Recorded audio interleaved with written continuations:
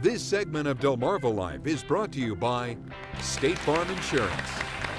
Before the break, we learned how to save money when renting a vehicle, from what type of car we rent to how we pay for it. Yeah, but there's one question that always comes up when you're filling out the paperwork. Do you want to purchase insurance with that rental? So do you?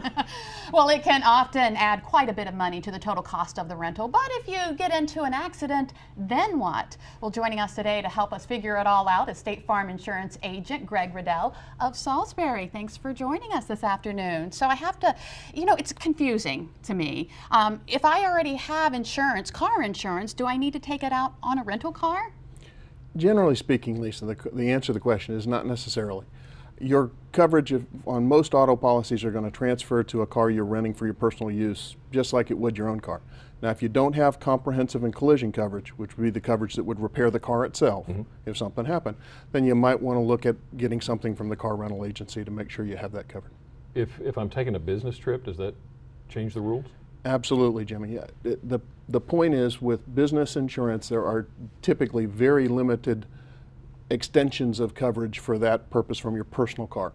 You want to make sure that you talk to your agent, find out what those limitations might be, and if you're going to be outside those limitations, the next step is usually to talk to your company, find out what kind of policy they have and what their corporate procedures are for taking care of that. Now, sometimes our business, well, not our business, but sometimes your business takes you out of the country.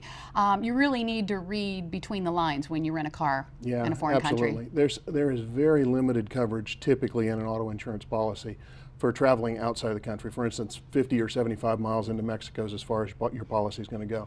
So you want to make sure that you know in advance, talk to your agent, find out what coverage you do have from your personal car, but more importantly, get in touch with the company that's setting up your rental car overseas and find out what that coverage is going to be. You want to know what your options are going to be before you get in the rental car line and there's 14 people behind you pushing you to make a decision. So if I don't own a car, then I don't have car insurance. So then I certainly want to pick up. Sounds like a pretty good idea. Good idea there. Unless you feel like paying for the car yourself if something happens to it. Unless you can afford to self-insure for that, you probably do want to have a discussion with a rental car company about what kind of coverage you can purchase. And then again, my best advice is to make sure you know before you get down there what those choices are going to be and what your options are going to be, so you don't end up buying something you may be a little more expensive than you needed.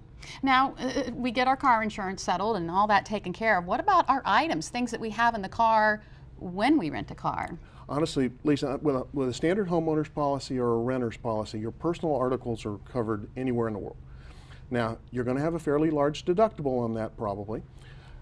If you have specific things like jewelry, expensive jewelry, or furs, golf clubs, hearing aids, anything like that that you're going to be taking on your trip, you can cover those with a personal articles policy or a personal articles floater that will give you much broader coverage, very low deductible, it's not very expensive, and you'll make sure it's covered. Of course, if you want to be perfect, have the best kind of insurance, don't take them with you in the first place. That'd be a good way to go with it. So while we're talking vacation, we're going out of town, maybe to another country, we're talking about saving money. We need to talk to our cellular provider? Honestly, that would be one of the first calls I would make. There's one of two outcomes if you don't talk to them first.